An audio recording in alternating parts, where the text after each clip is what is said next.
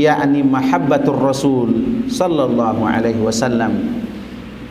Berbicara tema tentang kecintaan kepada Rasulullah sallallahu alaihi wasallam. Bapak Ibu belikan Allah Subhanahu wa taala, kenapa tema ini kita angkat? Karena sesungguhnya cinta kepada Rasul itu adalah merupakan min lawazimil iman. Cinta kepada Rasul itu adalah tanda iman.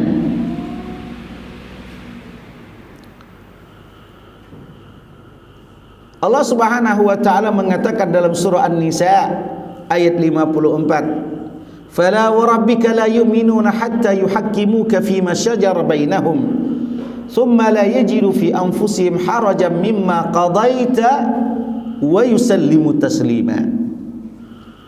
Allah Subhanahu wa taala mengatakan fala wa rabbika, demi Allah, demi Tuhanmu, la yu'minuna, orang itu tidak dikatakan beriman kepada Allah hatta yuhakkimuka fima syajara bainahum, sehingga mereka menjadikan engkau wahai Muhammad sebagai hakim, memutus perkara di antara kalian terhadap perkara yang kalian perselisihkan.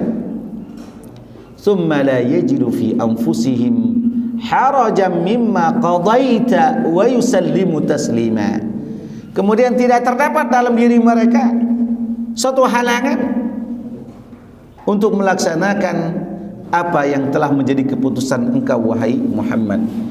Hadirin dimulakan Allah Subhanahu wa taala. Maka mencintai Rasul sallallahu alaihi wasallam ini adalah merupakan bukti keimanan kita kepada beliau. Tanda cinta yang murni kepada beliau adalah kita mencintai Rasulullah sallallahu alaihi wasallam. Orang yang tak mencintai Rasul berarti tidak mencintai Allah Subhanahu wa taala.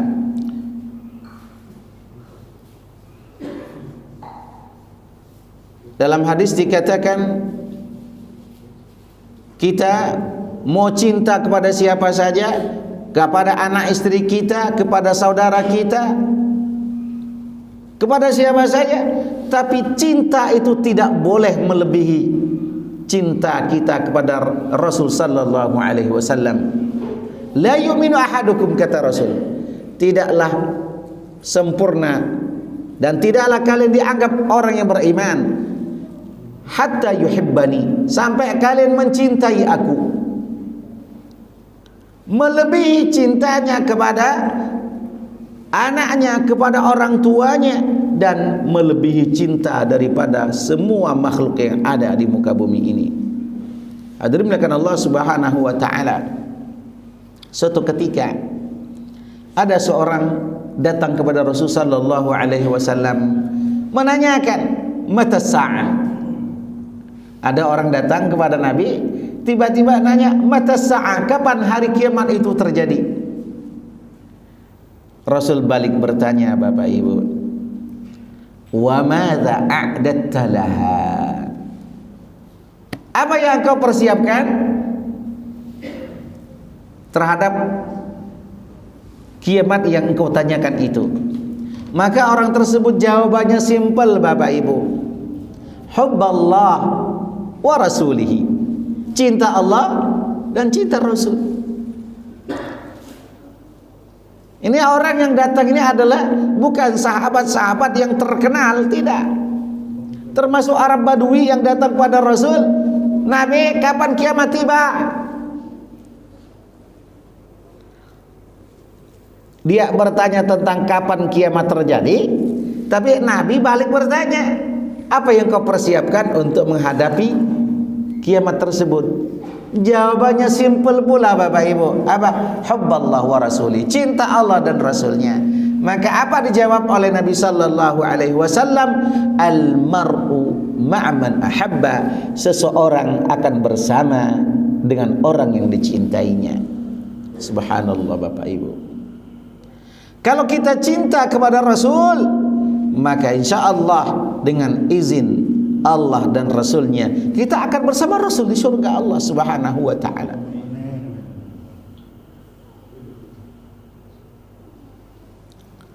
Kalau cintanya kepada orang yang tidak beriman, maka dia akan bersama orang yang dicintainya. Siapa yang dicintainya, siapa yang menjadi idolanya, maka dia akan bersama orang tersebut. Na'udzubillah, Bapak Ibu dimuliakan Allah Subhanahu wa ta'ala.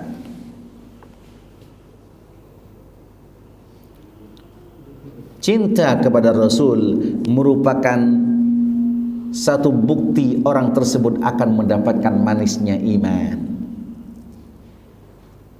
Dalam hadis yang diriwayatkan oleh Anas bin Malik, dikeluarkan oleh Imam Bukhari dan Muslim dalam sahih keduanya, thalathun man kunna fihi wajada bihinna halawatal iman. Ada 3 golongan, ada 3 kelompok, ada 3 macam manusia yang akan mendapatkan manisnya iman. Ya Allah, mudah-mudahan kita termasuk salah satu di antara mereka. Apa kata Rasul yang pertama?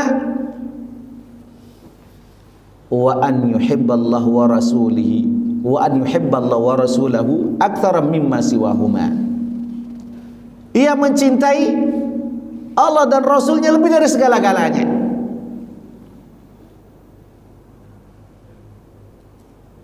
Nanti mungkin kita akan berbicara di akhir bagaimana cara mewujudkan cinta kita kepada Rasulullah. Ya, itu akan kita sampaikan insyaallah. Yang kedua adalah orang yang akan merasakan lezat dan manisnya iman, wa an yuhibbal mar'a la yuhibbuhu illa lillah. Ia tidak sayang, tidak cinta kepada seseorang kecuali sayang dan cintanya itu dilandasi karena cinta Allah Subhanahu wa ta'ala.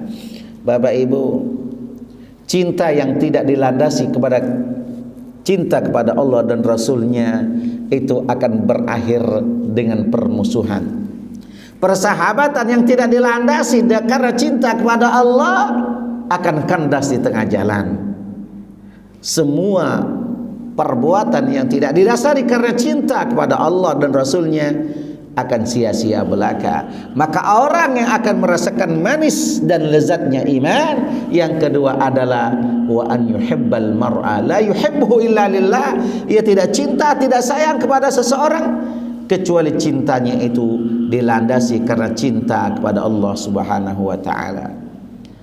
Maka Bapak Ibu, kalau kita ketemu orang Arab, ini Ustaz Kusyairi sering ketemu orang Arab dulu. Kalau ketemu sama kita itu Pak, nggak ada ungkapan yang paling indah keluar dari mereka, ana uhibbuka fillah.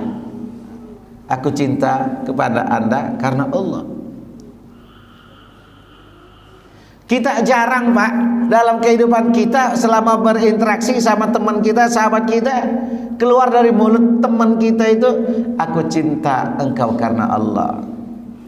Yang ada kadang-kadang salah lempar cinta, salah memberikan cinta.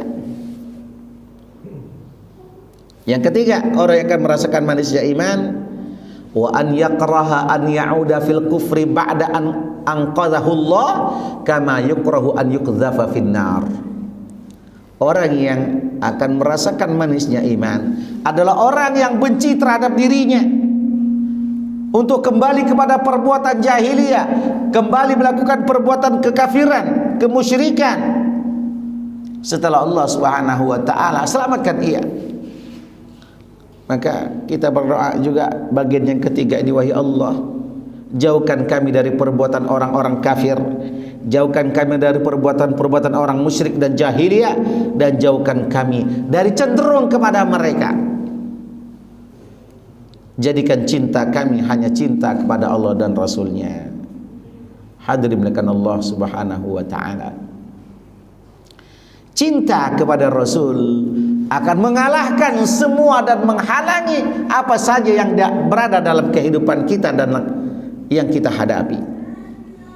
Ada seorang sahabat Hanzalah bin Amir. Seorang sahabat Hanzalah bin Amir di malam hari ada panggilan jihad. Padahal Bapak Ibu, kalau hari ini dapat panggilannya, kemarin baru diijab kabulkan. Bahasa kita aja baru pengantin baru, Pak. Menuju kita pengantin baru, dunia milik kita berdua, ya Pak Haji. Mara kalau bahasa orang sananya nak memanu orang, ya dah. Yang penting kami nikmati. Bertemu orang pokoknya tidak ada pemersaan. Berpegangan di mana-mana, ya dah. Karena apa katanya? Dunia milik kami berdua. Tapi Hanzalah radhiyallahu anhu yang tadi pagi baru diijab kabulkan, mungkin malam tadi baru menikmati surga dunianya, malam-malam ada panggilan jihad, hayya 'alal jihad. Bapak Ibu, ketika ada panggilan jihad itu, Hanzalah meninggalkan istrinya yang barusan saja mungkin dia menikmati surga dunianya. Ditanya oleh istrinya, mau kemana bang? Ada panggilan jihad. Kadang-kadang kita jangankan panggilan jihad, panggilan semayang baik, kalau lagi main itu, ayo bang kaget dulu bang, nanggung, baru seronde mungkin ada, baru sebentar bang, udahlah kita nikmati aja bang, mumpung dunia ini masih bersama kita, ya dah. Tapi tidak dengan Hanzalah radhiyallahu anhu. Wahai istriku, aku bukan tak cinta, bukan tak sayang kepada engkau, tapi sudah ada panggilan dari Rasul sallallahu alaihi wasallam. Istrinya lah ngerti pula. Wajib istrinya apa? Bang, penuhilah panggilan dan Allah dan Rasulnya. Kalau ini memang kita ditakdirkan saat ini kita berpisah, insya Allah nanti bang kita akan bersama-sama di surganya Allah Subhanahu wa ta'ala. Berangkatlah Hanzalah malam itu Bapak Ibu memenuhi panggilan Rasul. Belum sempat mandi Pak, mandi junub belum sempat. Maka ketika esok harinya berperang, di sore harinya Rasul sallallahu alaihi wasallam melihat ada seorang yang dimandikan antara langit dan bumi. Dalam riwayat di atas bukit dimandikannya. Taqturul ma minas sama, air berjatuhan. Pak, padahal ketika itu tidak ada hujan, Pak. Tidak ada hujan. Tapi ada seseorang yang dimandikan oleh malaikat. Rasul tersenyum dan kemudian Rasul mengabarkan kepada para sahabat, wahai sahabatku, lihatlah kalian, tuh Hanzalah sedang dimandikan oleh malaikat. Sahabat bertanya, wahai Rasul, keistimewaan apa yang dilakukan oleh Hanzalah sampai dia dimandikan oleh malaikat? Wahai sahabatku, Hanzalah adalah pengantin baru. Malam tadi dia belum sempat mandi junub, dia baru selesai bersama istrinya. Ia tinggalkan istrinya untuk memenuhi panggilan Allah dan Rasulnya. Maka ketika dia syahid di jalan Allah Subhanahu wa ta'ala, malaikat yang memandikan Hanzalah ibnu Amir radhiyallahu anhu, yang kemudian orang tersebut dijuluki sebagai ghasilul malaika, pengantin yang dimandikan oleh malaikat. Subhanallah. Man kita barangkali Pak Haji mikir, ada sayangnya, oh ya ada baru sehari, ada mungkin itu Pak jangankan sehari, mungkin baru sebulan, sayangnya, oh nak ditinggalkan ini, belinya lah mahal-mahal, bayar maharnya dah Pak tapi tidak dengan Hanzalah, karena cintanya kepada Allah dan Rasulnya tidak mikir, langsung pergi memenuhi panggilan Allah Subhanahu wa ta'ala. Ya ayyuhalladzina amanu istajibu lillahi walir rasul idza da'akum lima yuhyikum. Begitulah sebenarnya orang yang hatinya sudah dipenuhi rasa cinta, maka dia akan memenuhi panggilan dari orang yang dicintainya. Nah, itulah Pak kita. Men kitalah cinta benar kepada bini kita, kepada laki kita Pak.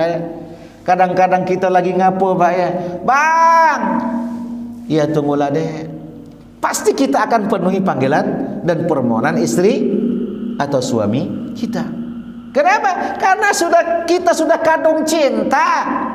kita sudah cinta benar, maka apapun yang menjadi keinginan dari orang yang kita cintai pasti akan kita penuhi. Bapak Ibu mulakan Allah Subhanahu wa taala. Maka para sahabat ridwanullahi alaihim, ketika mereka cinta kepada Rasul sallallahu alaihi wasallam, apapun yang terjadi, mereka tidak akan pernah meninggalkan Rasul sallallahu alaihi wasallam meskipun nyawa mereka yang menjadi taruhannya. Ketika perang Uhud, di awal perang Uhud para sahabat hampir meraih kemenangan, tapi karena tergiur sedikit dengan harta duniawi, pasukan pemanah itu turun dari Bukit Rumah di Uhud, ya, Bukit Pemanah. Kalau kita umrah atau haji pasti kita ziarah ke sana Pak ya. Bukit Rumah namanya, Bukit para pemanah. Turun Khalid bin Walid yang ketika itu masih beragama atau berkeyakinan seperti keyakinan nenek moyang mereka, tahu itu, balik menyerang. Dan ketika itulah pasukan kaum muslimin kocar kacir. Apa yang terjadi? Para sahabat yang berada di sekitar Rasulullah sallallahu alaihi wasallam tidak menginginkan kalau Rasulullah sedikit pun terluka, maka mereka membentengi Rasulullah sallallahu alaihi wasallam. Di antaranya adalah Sa'ad bin Abi Waqqas radhiyallahu anhu. Subhanallah. Begitulah yang dilakukan oleh mertua sekaligus sahabat dan orang yang paling setia dengan Rasul. Siapa? Abu Bakar As-Siddiq radhiyallahu anhu. Ketika dalam perjalanan hijrah, Rasul sallallahu alaihi wasallam berada dengan Abu Bakar berada di dalam Gua Thur. Perjalanan dari Makkah ke Madinah itu membutuhkan waktu yang sangat lama. Harus menghindari dari kejaran kafir Quraisy. Masuk ke dalam gua sampai kemudian akhir singkat ceritanya Rasul kelelahan. Rasul ditidurkan oleh Abu Bakar dan tidurlah di atas paha Abu Bakar As-Siddiq radhiyallahu anhu. Hadirin melakukan Allah, di tempat itu ada lubang terbuka. Maka lubang itu ditutuplah oleh Abu Bakar dengan kakinya. Lantas keluarlah dari lubang itu ular, yang kemudian ular itu menggigit kaki Abu Bakar As-Siddiq radhiyallahu anhu. Tidak menjerit Abu Bakar. Yang penting kekasihku Rasul sallallahu alaihi wasallam aman dan selamat. Kalau seandainya Abu Bakar memikirkan dirinya, maka Abu Bakar akan menjerit dan menghindar. Hadirin melakukan Allah Subhanahu wa taala. Rasul baru terbangun ketika air mata Abu Bakar As-Siddiq menetes dan mengenai pipi Rasul sallallahu alaihi wasallam. Terbangunlah oleh Rasul. Maka Rasul mengatakan, wahai Abu Bakar, wahai sahabatku, ada apa? Gerangan apa yang terjadi dengan engkau? Mukamu sudah biru. Kenapa engkau tidak bangunkan aku, wahai Abu Bakar? Apa kata Abu Bakar As-Siddiq radhiyallahu anhu? Wahai Rasul, aku tak ingin sesuatu yang akan mencelakakan dirimu, maka aku pun tidak akan berani membangunkan engkau, wahai Rasul. Ya Allah, hadirin Allah Subhanahu wa taala. Nyawa taruhannya demi orang yang dikasihinya, demi orang yang dicintainya.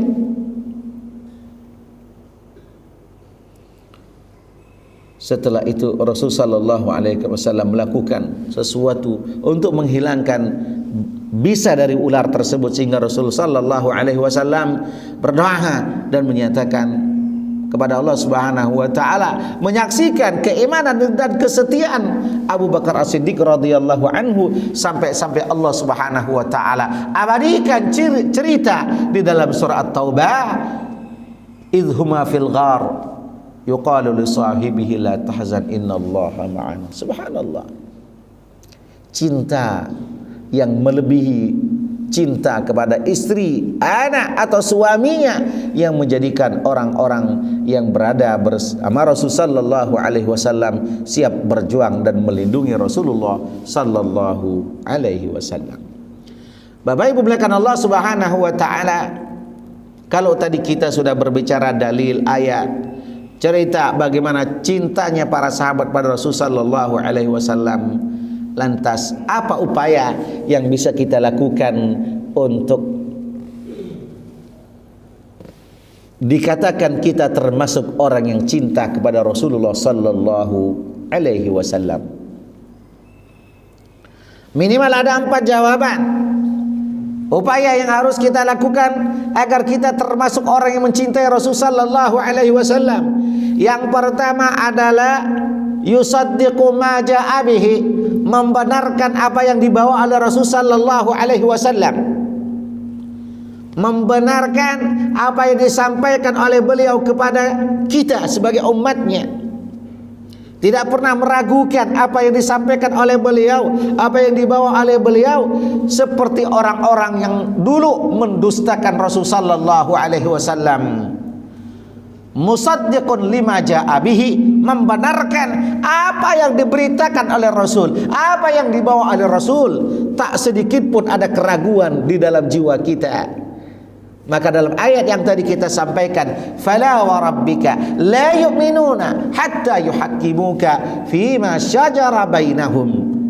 Orang yang ada keraguan dalam jiwanya terhadap Rasul sallallahu alaihi wasallam, maka orang tersebut tidak dikatakan beriman kepada Allah Subhanahu wa taala dan Rasulnya. Maka di dalam ayat disebutkan walladzi jaa bis-sidqi wa saddaqa bihi.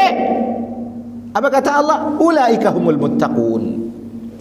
Orang yang membawa kebenaran dan orang yang membenarkan kebenaran yang dibawa oleh orang membawa kebenaran, ulaika humul muttaqun. Mereka itulah orang-orang yang bertakwa. Maka orang yang beriman kepada Rasul sallallahu alaihi wasallam tidak akan pernah goyah meskipun cacian, intimidasi, bahkan mungkin perbuatan yang hampir melayangkan jiwa mereka, mereka tidak pernah meragukan itu. Seperti sahabat Mus'ab bin Umair radhiyallahu anhu. Mus'ab bin Umair adalah seorang pemuda dari keturunan yang sangat kaya raya.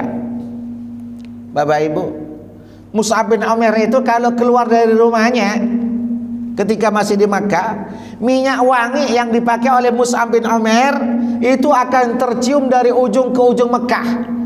Kalau beliau keluar, tahu semua tuh ini ada yang keluar, ini adalah Mus'ab bin Umair.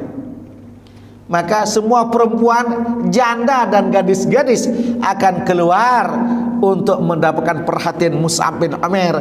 Kalau baik terpilih menjadi bininya, ya tak?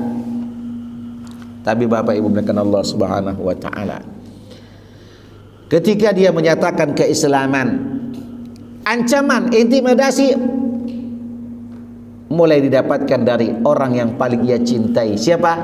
Ibu tercintanya. Sampai mogok makan, sampai ngurung dirinya ibunya di dalam rumah, di dalam kamar, agar Mus'ab bin Umair kembali kepada keyakinan sebelumnya. Tapi Mus'ab bin Umair tak pernah goyah karena cinta kepada Allah dan Rasulnya. Dunia ia tinggalkan. Sampai kemudian ketika menjadi delegasi awal di dalam Islam, diutus oleh Rasulullah sallallahu alaihi wasallam, orang yang akan menyampaikan dakwah, yang akan menyampaikan risalah Islam, visi dan misi Islam ke Madinah, yang melalui beliaulah rumah-rumah yang ada di Madinah ketika itu menyatakan keislamannya. Kalau bahasa kita, lah banyak nih yang dapat untung dunianya Pak ya. Tapi apa yang terjadi ketika Mus'ab bin Umair termasuk salah satu orang yang gugur di dalam peperangan Uhud,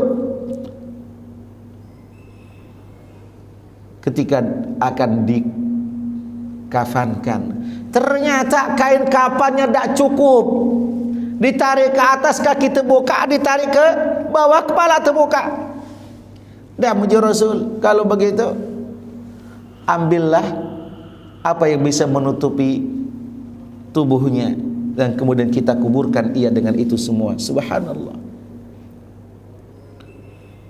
Apa yang menjadikan itu semua hadirin melakukan Allah? Cinta kepada Allah dan Rasulnya.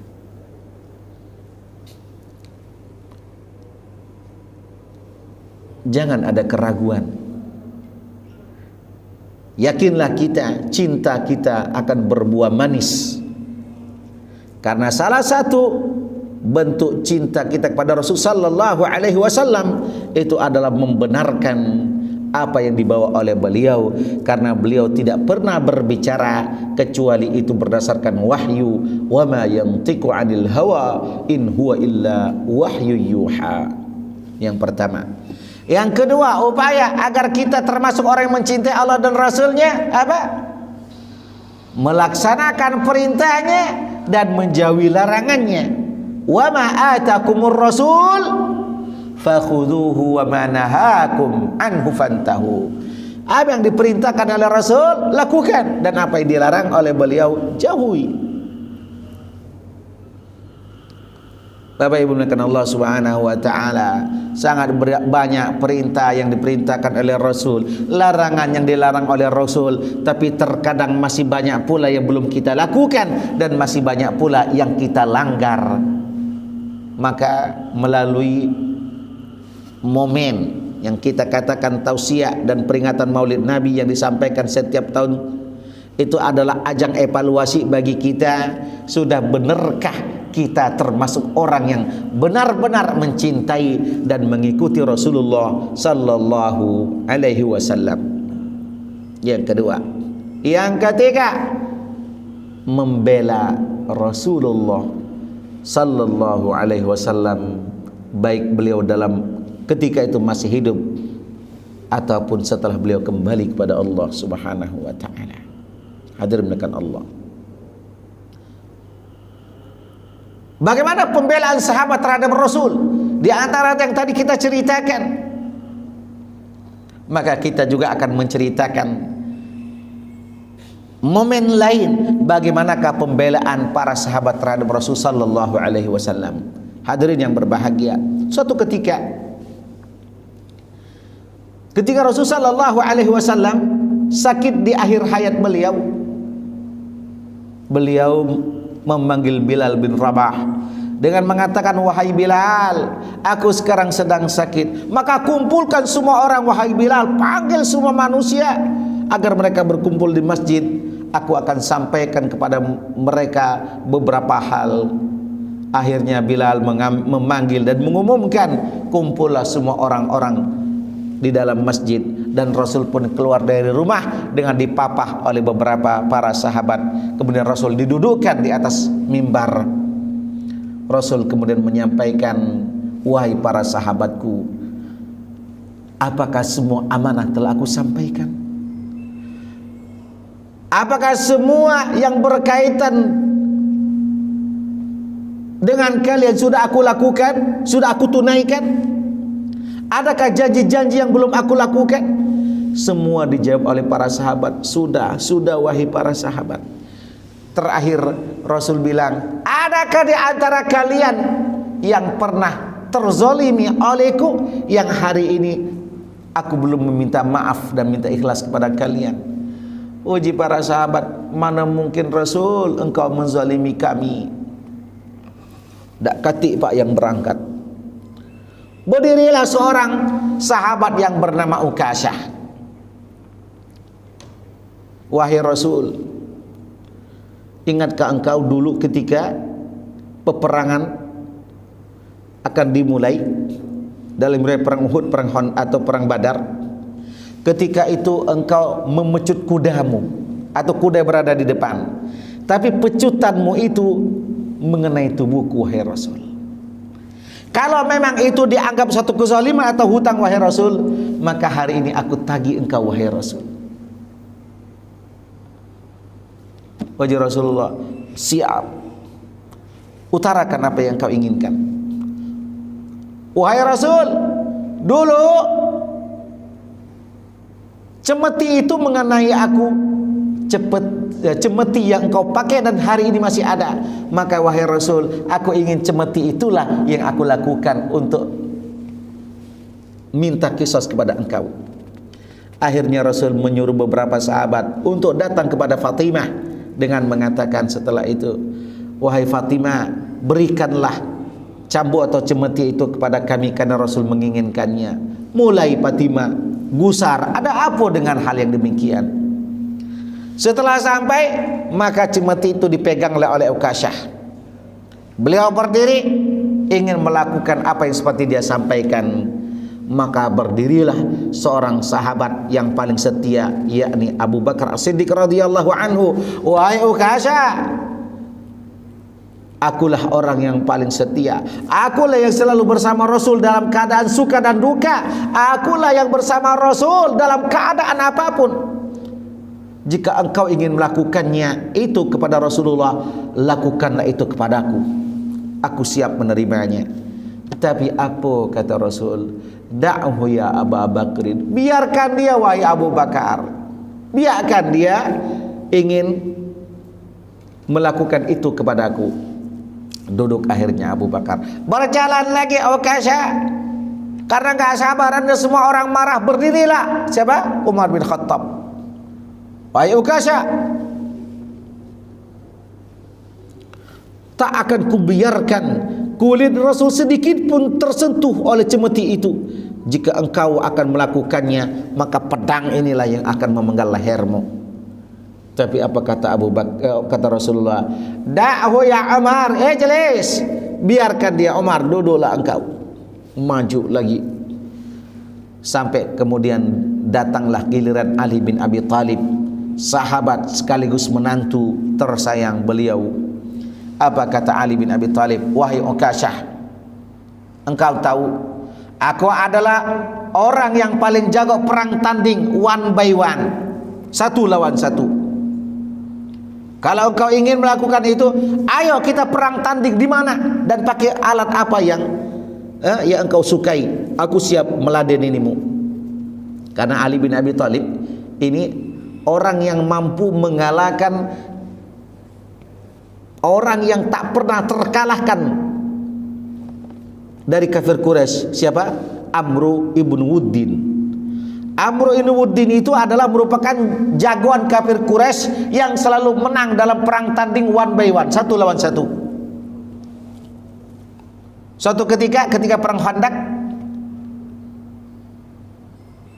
tidak ada orang yang berani menghadapi Amru ibn Wuddin. Sampai Umar pun masih ketar-ketir menghadapinya. Tapi sebenarnya Umar pun ingin melaksanakan itu. Tapi apa yang terjadi? Rasulullah menghendaki yang lain. Muncullah atau bangunlah ketika itu Ali bin Abi Thalib. Maka hadir melakukan Allah Subhanahu wa taala. Terjadi gulat.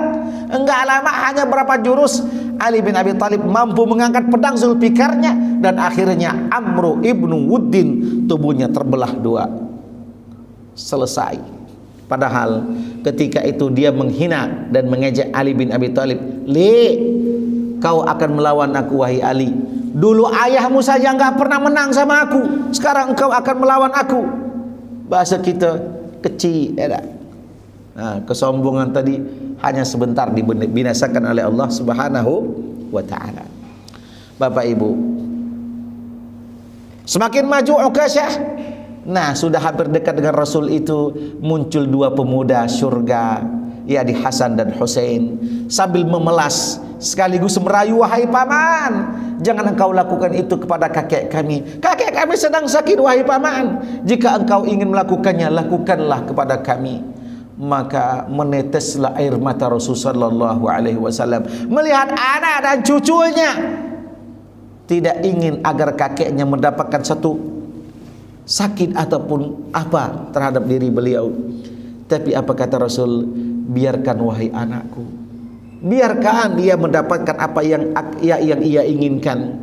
Dosa kakek tidak akan ditanggung oleh orang lain. Subhanallah. Majulah. Tapi apa kata Ukasyah? Rasul, mana mungkin aku bisa membalaskan apa yang pernah engkau lakukan kepadaku, sedangkan engkau sekarang di atas mimbar dan aku di bawah. Wahai Rasul, turunlah. Kalau bahasa kita, betakoannya orang ini ya. Tak mau membuat para sahabat itu geram. Tapi Rasul demi dosanya tertebus dan dimaafkan, ia menuruti semua apa yang dikehendaki oleh Ukasyah. Turunlah Rasul ke bawah, dipapa oleh beberapa sahabat. Setelah turun, Ukasha bilang, Rasul, dulu ketika tubuhku terkena cemetimu, aku dalam keadaan tidak pakai baju. Maka wahai Rasul, bukalah bajumu agar kita impas. Ada dituruti oleh Rasul, dibukalah oleh Rasul. Terlihatlah tubuh beliau yang sangat indah itu. Tapi ada satu pemandangan, Pak, dalam riwayat dikatakan ada kain yang mengikat perut beliau dan terlihat menjal-menjal sedikit. Rupanya ada beberapa batu, 3 butir batu di dalam ikatan itu, menandakan Rasulullah sallallahu alaihi wasallam sedang menahan lapar. Subhanallah. Kalau nak dunia lah ditawarkan oleh malaikat Jibril, tapi Rasul mengajari kepada umatnya tentang hal yang demikian. Setelah semakin dekat, semakin geram para sahabat. Ternyata hadirin, setelah dekat benar, cambuk itu tadi dilemparkan oleh Ukasha dan dia langsung memeluk Rasul sallallahu alaihi wasallam. Seraya mengatakan, wahai Rasul, mana mungkin aku melakukan hal yang bikin kepada engkau. Engkaulah yang telah membimbing kami, engkaulah yang telah memberikan hidayah kepada kami, engkaulah yang menunjukkan kami pada jalan yang benar ini, wahai Rasul. Hanya saja ini aku lakukan merupakan trik agar aku bisa menyentuh kulitmu, karena engkau pernah mengatakan kulit seseorang yang bersentuh dengan kulitku, kata Rasul, tak akan tersentuh oleh api neraka. Ia memeluk Rasul sallallahu alaihi wasallam. Ada 2 yang bisa kita ambil kesimpulan. Pertama, bagaimana pembelaan Rasul, pembelaan para sahabat terhadap Rasul. Yang kedua, trik para sahabat ingin menentukan akhir dalam kehidupannya. Kalau bisa sebelum mereka meninggal, wafat, sudah mendapatkan jaminan surga dari Rasulullah sallallahu alaihi wasallam. Bagaimana pembelaan kita kepada Rasul?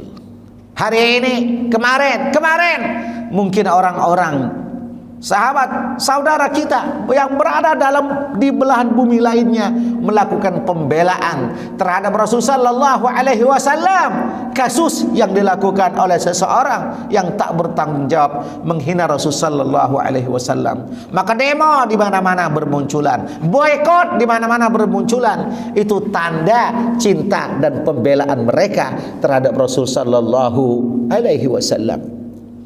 Apa pembelaan kita terhadap beliau? Paling tidak Bapak Ibu, kita melaknat orang yang melaknat Rasul sallallahu alaihi wasallam. Kita memboikot orang-orang yang telah memusuhi Rasul sallallahu alaihi wasallam. Paling tidak kita mendoakan agar orang itu kalau tidak mendapatkan hidayah, mungkin orang itu mendapatkan sesuatu yang tidak diinginkan olehnya, yakni mendapatkan keburukan. Hadirin dengan Allah subhanahu wa ta'ala. Yang terakhir, tadi saya bilang ada 4 upaya yang bisa menentukan apakah kita termasuk orang yang mencintai Rasul. Apa? Memperbanyak salawat dan salam kepada beliau. Ada seorang sahabat yang datang pada Rasul, wahai Rasul, bagaimana cara kami untuk mendapatkan cintamu, syafaat dan pertolonganmu? Kata Rasulullah, perbanyaklah salawat dan salam kepada aku, karena sesungguhnya salawat dan salam kalian kepadaku ma'rudatun alayya, akan disampaikan kepadaku, kata Rasul. Subhanallah. Kalau Allah, para malaikat dan seluruh penduduk langit bersalawat dan salam kepada beliau, maka bagaimanakah dengan kita, orang yang tak pernah berjumpa dengan beliau, orang yang tak pernah bersama beliau, orang yang tak pernah bersentuhan sedikit pun dengan beliau? Apa yang bisa kita lakukan kalau tidak 3 hal yang tadi? Maksimal kita lakukan, ada 1 hal yang bisa kita lakukan, yakni memperbanyak salawat dan salam kepada beliau. Kita ini termasuk pelit, Pak. Bersalawat dan salam kepada beliau cuma 17 kali. Itu pun terpaksa karena di dalam salat. Padahal ada sahabat itu yang bersalawat dan salam kepada Nabi lebih dari 1000 kali dalam sehari. Setelah Rasulullah meninggal, sahabat itu kerjanya setelah mereka beribadah, berjuang, berjihad jalan Allah Subhanahu wa taala, mereka bersalawat kepada Nabi, rindu kepada Rasulullah sallallahu alaihi wasallam. Terserah mau yang panjang salawatnya, yakni salawat Ibrahimiyah, atau yang paling pendek Allahumma salli ala Muhammad. Yang penting adalah kita memperbanyak salawat dan salam kepada beliau, karena sesungguhnya salawat dan salam itu disampaikan langsung oleh Allah Subhanahu wa taala. Bapak Ibu muliakan Allah, mudah-mudahan melalui peringatan Maulid Nabi yang sekarang ini sedang terjadi, yang dilakukan peringatan di mana-mana, kita pun ikut andil dalam hal itu dengan mengangkat tema Mahabbatur Rasul, cinta kepada Rasul. Mudah-mudahan apa yang kita paparkan tadi dapat menggugah kami pribadi dan umumnya kepada jamaah serta siapapun saudara-saudara yang bisa mengikuti channel YouTube kami, termasuk orang-orang yang nantinya mendapatkan syafaat dan pertolongan Rasulullah sallallahu alaihi wasallam. Kurang dan lebihnya kami mohon maaf, dan pada Allah kami mohon ampun. Assalamualaikum warahmatullahi wabarakatuh.